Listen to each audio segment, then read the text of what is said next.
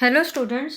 जैसे कि हम आपका chapter number 10 that is mechanical properties of fluid कर रहे हैं, उसमें हमने viscosity, pressure and fluid flow 3-4 properties हम कर चुके हैं। So now next property is surface tension. जैसे कि हमने स्ट्रेस एंड स्ट्रेन पढ़ा था मैकेनिकल प्रॉपर्टीज ऑफ सॉलिड्स में, उसी तरह वहाँ पे जो हमने इलास्टिसिटी का कंसेप्ट पढ़ा था यहाँ पे भी वही है। सरफेस टेंशन क्या है? एज द नेम इम्प्लाइज, जैसे कि आपको नाम से पता चल रहा है, सरफेस पर टेंशन, टेंशन ओवर सरफेस, मतलब कि टेंशन की बात हो रही है यहाँ पे। तो जो है आपका कोई फोर्स लग रही है सरफेस पे, जिसकी वजह से जो है आपका सरफेस की शेप चेंज हो रही है। अब यहाँ पे किसके सरफेस की बात की जा रही है? Surface of fluid. किसके सरफेस की बात की जा रही है? Surface of fluid. टेंशन हमें, जैसे कि हमने वहां पे पढ़ा था, क्या होता है? Change in shape. तो मतलब कि कोई ऐसी फोर्स नेचर की जिसकी वजह से फ्लूइड की शेप चेंज हो रही है, that phenomenon is called surface tension. अब सरफेस टेंशन क्या है? यहाँ पे प्रॉपर्टी है एक लिक्विड की। क्या है? Property of liquid, property of fluid. अभी कैसी प्रॉपर्टी है? ये कैसी प्रॉपर्टी है फ्लूइड की जिसकी वजह से वो सबसे स्मॉलेस्ट शेप एक्वायर करने की कोशिश करता है।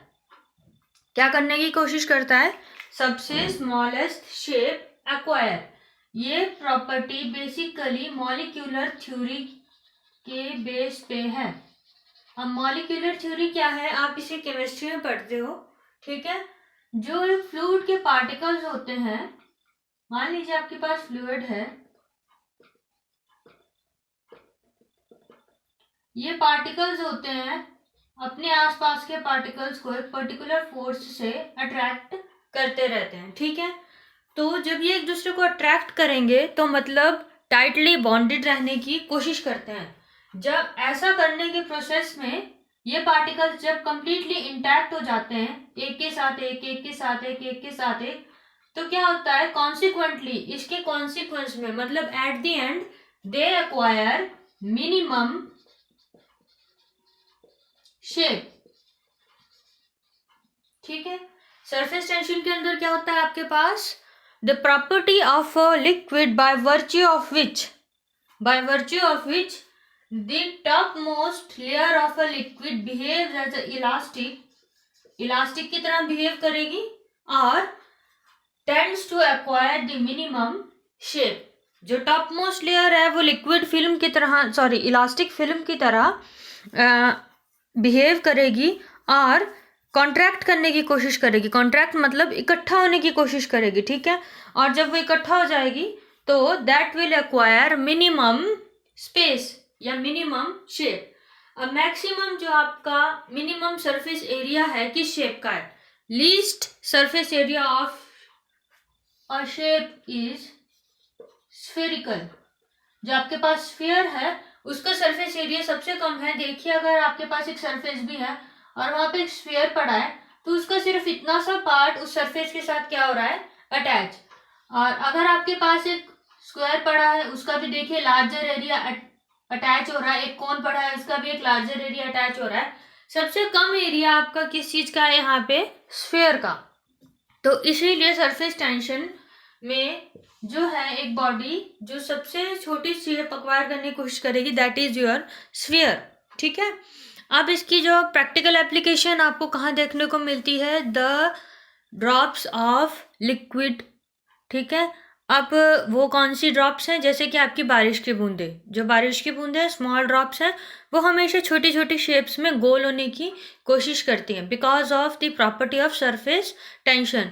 वो जो ड्रॉप है अपने सारे पार्टिकल्स को खुद में ही समेटे रखना चाहती है, ठीक है। इसकी वजह से so that they don't go, so that they can remain intact, ठीक है।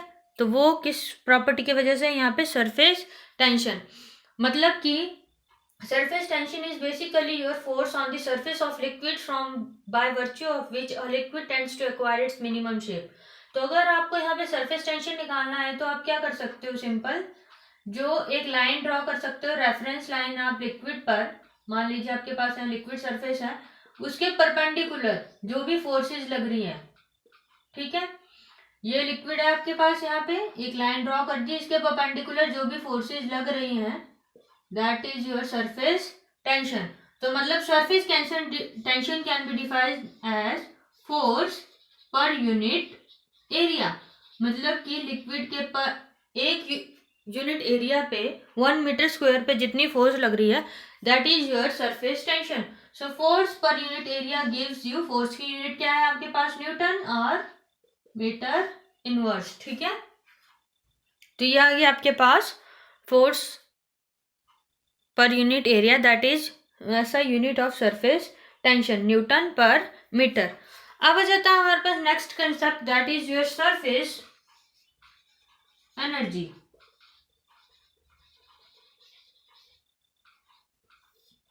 अब क्या है यहाँ पे जो आपका फ्लूइड है सरफेस टेंशन की वजह से एक मिनिमम शेप एक्वायर करने की कोशिश करता है. ठीक है, इन केस आपको एक डिजायरेबल शेप चाहिए फ्लूइड की, आपको वो फ्लूइड स्मॉल ड्रॉप्स में नहीं चाहिए, आपको उसकी लेंथ या ब्रेड्थ इंक्रीज करनी है अकॉर्डिंग टू योर एप्लीकेशन जिसमें भी आपने वो फ्लूइड यूज करना है. तो उसकी जो सरफेस की लेयर है उसे इंक्रीज करने के लिए एक अमाउंट ऑफ वर्क आपको करना पड़ेगा. ठीक है, मतलब कि आपको उस वायर को या तो खींचना पड़ेगा या उसे एक्सेस एनर्जी सप्लाई करनी पड़ेगी so that it can expand. जैसे कि आप ऑब्जर्व करो, अगर आप पानी को गर्म करते हो तो वो क्या हो जाता है वेट में हल्का, थोड़ा हल्का होता है, इतना हल्का आपको मार्जिनेबल नहीं होगा, बट इट एक्सपेंड्स. ठीक है, वो क्या करता है, एक्सपेंड, और इसी एक्सपेंशन की वजह से वो वेपर्स में भी कन्वर्ट हो जाता है, वेपर्स से वो गैस में कन्वर्ट हो जाता है. ठीक है, तो इस तरह से आप फ्लूइड को कोई एनर्जी सप्लाई कर सकते हो या फिर कोई वर्क कर सकते हो. जैसे कि आपको मैंने यहाँ बताया कि जो सरफेस की टॉप मोस्ट लेयर है, फ्लूइड की टॉप मोस्ट लेयर है, वो इलास्टिक की तरह बिहेव कर रही है. तो मतलब इट कैन बी स्ट्रेच्ड और कंप्रेस्ड, मतलब कि आप उसे खींच भी सकते हो और उसे पतला भी कर सकते हो. ठीक है, तो अब ऐसा करने के लिए जो वर्क डन होता है, ऐसा करने के लिए जो आप काम कर रहे हो that is your work done is stored as potential energy on the surface of the fluid. ठीक है, work done in stretching the surface of fluid is stored in terms of potential energy. ठीक है, potential energy की terms में store हो जाता है. वो पोटेंशियल एनर्जी पर unit area gives you surface energy. That potential energy, जो पोटेंशियल एनर्जी एक एक पार्टिकल में, एक एक मॉलिक्यूल में सेव हो रही है उस पॉइंट पे, उस पर यूनिट एरिया पे, that gives you surface energy. तो सरफेस एनर्जी क्या है आपका, वर्क डन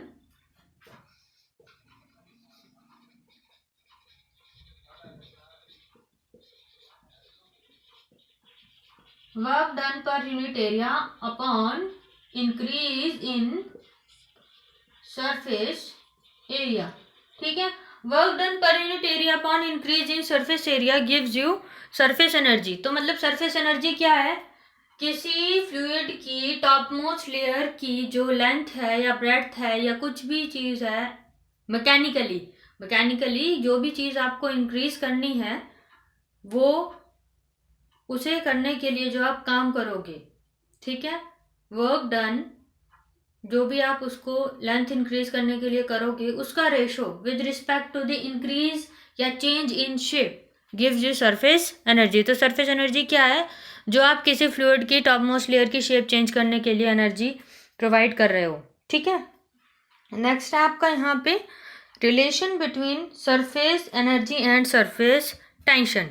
ठीक है, अब देखो सरफेस टेंशन आपको पता है फोर्स पर यूनिट एरिया, और सरफेस एनर्जी आपको पता है energy supplied per unit area to change the shape of the top most layer.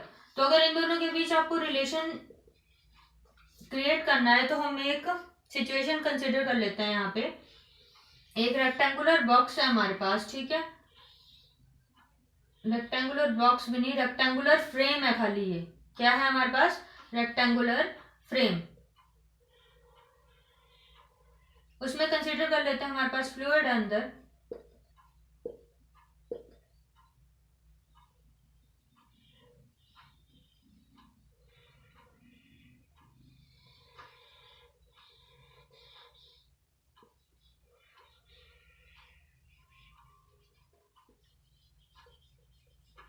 ठीक है, A B C and D।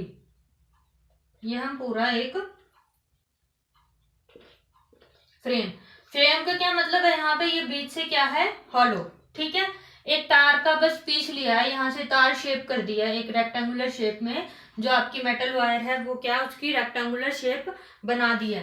अब हम यहाँ पे ये वाला जो एरिया है, ये वाला जो पार्ट है, वो एक बार कंसीडर कर देते हैं LM, ठीक है। अब सरफेस टेंशन की वजह से ये क्या है यहाँ पे? मूवेबल मतलब ये ऊपर नीचे हो सकता है। अब देखो सरफेस टेंशन के फिनोमेनन के अकॉर्डिंग क्या होगा, ये जो लिक्विड है वो कंप्रेस करेगा। जब ये पार्टिकल्स कंप्रेस करेंगे तो मतलब ये जो यहाँ पे आपके पास बार था LM, वो अंदर की तरफ खींचेगा, तो मतलब उसकी पोजीशन क्या आ जाएगी? L, ये L' कंसिडर कर देते हैं, ये इसकी ओरिजिनल पोजीशन आ जाएगी। तो मतलब ये अपनी जो पर्टिकुलर एरिया है जहाँ पे हमने उसे पुट करा था, वहां से ये थोड़ा मूव हो जाएगा अंदर की तरफ। क्यों? Because of surface tension. Surface tension क्या करेगा? इसे अंदर की तरफ खींचेगा, ठीक है। अब यहाँ पे जो फोर्स लगेगी वो पर यूनिट एरिया, उसको हम कैसे देंगे? अब यहाँ पे क्या लग रहा है? Your tension. So your tension यहाँ पे जो काम कर रहा है, represent it that bye T। अब यहाँ पे जो लेंथ कंसिडर कर लेते हैं इस वायर की, इस LM सेक्शन की, पर यूनिट एरिया में लग रहा है उसके। तो यहाँ पे आपको कितनी फिल्म दिख रही है? 1 और 2, 2 लेयर्स दिख रही है यहाँ पे LM की। तो हम क्या ले लेंगे? 2L। ये क्या हुई? आपकी जो सरफेस टेंशन की वजह से अंदर की तरफ फोर्स लग रही है। अब अगर हमें ये L', M' इस यहाँ पे जो हमारे पास मूवेबल क्रॉस सेक्शन है L', M', अगर हमें इसकी पोजीशन बनाए रखनी है तो हमें इसी के इक्वल अमाउंट की क्या लगानी पड़ेगी? एक फोर्स, ठीक है। इक्वल एंड अपोजिट फोर्स लगानी पड़ेगी, तभी ये एक जगह रुका रहेगा। मतलब कि जितनी फोर्स आपका लिक्विड उस क्रॉस सेक्शन को अंदर खींच रहा है, जितनी फोर्स है उतनी ही फोर्स हमें लगानी पड़ेगी टू मेंटेन इट्स पोजीशन, ठीक है। तो मतलब force is equal to T into 2L। अब यहाँ पे L क्या है? Length of cross piece LM, और 2L है लेंथ ऑफ 2 फ्री सरफेसेस। जो क्रॉस पीस है यहाँ पे, उसके 2 लेयर्स आपको दिख रही हैं, एक अंदर की तरफ और एक बाहर की तरफ, ठीक है। अब यहाँ पे अगर हमने वर्क डन फाइंड आउट करना है तो work done is simply equal to your force into displacement. Work done आपका क्या होता है? फोर्स इनटू डिस्प्लेसमेंट ना।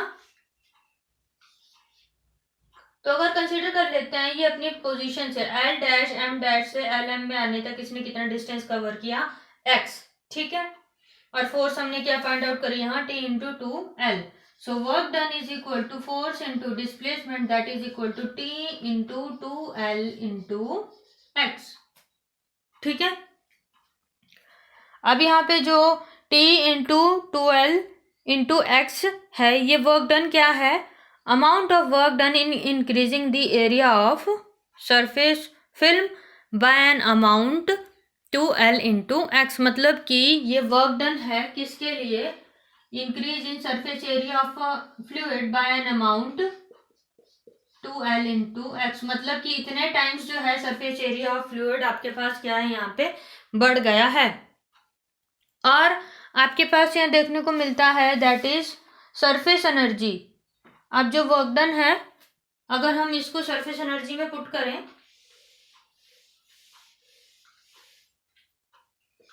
सरफेस एनर्जी, आपके पास क्या होता है? Work done is equal to increase in length area, ठीक है। वर्क डन क्या आ गया आपके पास? 2 इंटू 2L बाय X। और इंक्रीज इन एरिया मैंने क्या बताया, किस फैक्टर से इंक्रीज हो रहा है, 2L into H. So surface energy is equal to surface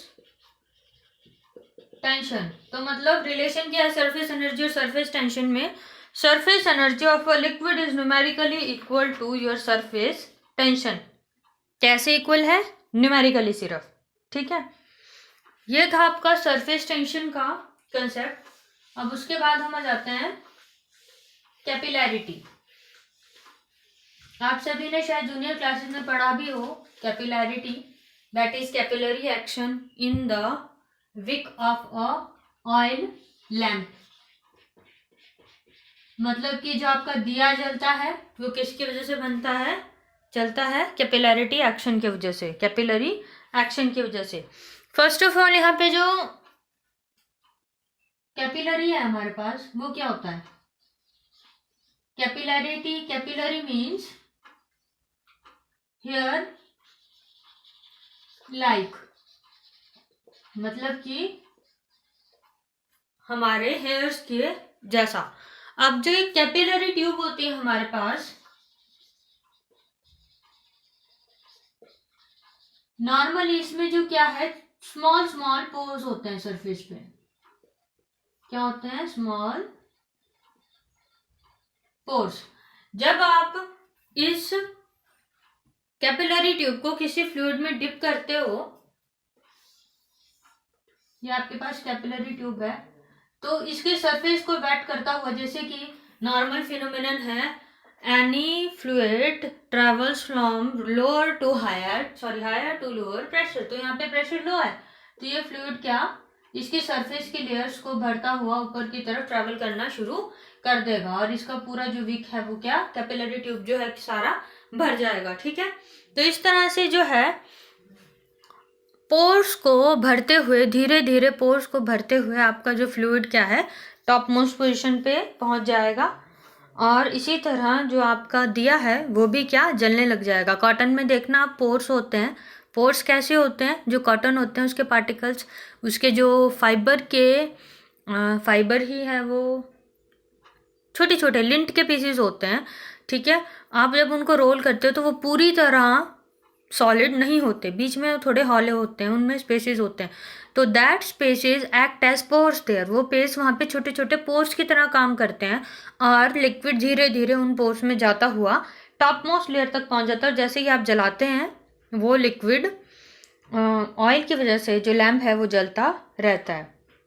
ठीक है, ये था आपके पास कैपिलरी एक्शन. अब जो ये कैपिलरिटी है, कैपिलरी एक्शन है, वो किस पे डिपेंड करता है, capillary action depends upon radius of bore. मतलब कि जो ये पोर्स है आपके पास और जो आपके पास ट्यूब है उसका रेडियस क्या है, और डिपेंड करता है ये radius of bore of the tube और रेडियस ऑफ द ट्यूब. मतलब कि जो आपके पास रेडियस है ट्यूब का, रेडियस ऑफ बोर मैं लिख चुकी हूँ, रेडियस ऑफ ट्यूब, इन दोनों चीज़ों पे डिपेंड करता है. मतलब जितने छोटे बोर होंगे जो आपका लिक्विड है वो उतनी ही फास्ट ट्रैवल करेगा, और जितना मोटा ट्यूब है कैपिलरी एक्शन उसमें उतना ही बेकार होगा. ठीक है, तो विक क्या होना चाहिए आगे से आपका, पतला, ऑयल का जो विक है. नाउ है आपका एंगल ऑफ कॉन्टैक्ट. अब एंगल ऑफ कॉन्टैक्ट क्या है, जब आप एक कंटेनर में आप एक कैपिलरी ट्यूब पुट कर रहे हो, तो वो कैपिलरी ट्यूब जो सरफेस के साथ एंगल बना रहा है that is your angle of contact. ठीक है, अब देखिए अगर आपके पास जो फ्लूइड है वो अगर वो कैपिलरी ट्यूब के सरफेस को वेट कर रहा है तो आपका एंगल क्या होगा यहाँ पे, एक्यूट, मतलब लेस देन 90 डिग्री. ठीक है, अगर जो आपके पास फ्लूइड है वो सरफेस के एरिया को वेट नहीं कर रहा है, मतलब कि जो फ्लूइड है, अब इस टाइप का फ्लूइड कौन सा आपके पास, मरकरी. ठीक है, वो जो है कैपिलरी एक्शन शो नहीं करता, वो सरफेस की लेयर्स हैं उसको वेट नहीं करता, तो इसका मतलब जब वो यहाँ नहीं पहुंचेगा तो वो आगे भी नहीं जा सकेगा। तो ऐसे में क्या होता है, आपका जो एंगल ऑफ कांटेक्ट होता है that is obtuse. Angle of contact simple है, जैसे कि आपको नाम से पता चल रहा है क्या, कांटेक्ट का एंगल। तो मतलब ऐसे पॉइंट पे जहां पे जो ट्यूब है वो लिक्विड के सरफेस के साथ कांटेक्ट में है, that is your contact angle. ये था हमारा कैपिलरिटी का थोड़ा इंट्रोडक्शन आज। इन आवर नेक्स्ट लेक्चर हम करेंगे कि कैसे कैपिलरी एक्शन होता है इन टर्म्स ऑफ डेरिवेशन। और अगर आपका जो कैपिलरी ट्यूब है वो छोटा है तो वो जो जब वो आपके पास ट्यूब छोटा होता है तो जो ड्रॉप होता है वो एकदम बाहर निकल के आ जाता है। जैसे ये लिक्विड यहाँ से राइज करेगा तो यहाँ पे टॉप में आपको वो ड्रॉप देखने को मिलता है। तो हम वो भी स्टडी करेंगे जो यहाँ पे टॉप में जो आपको लिक्विड का ड्रॉप देखने को मिलता है वो फिनोमिनन क्या है। So thank you, this is all for today.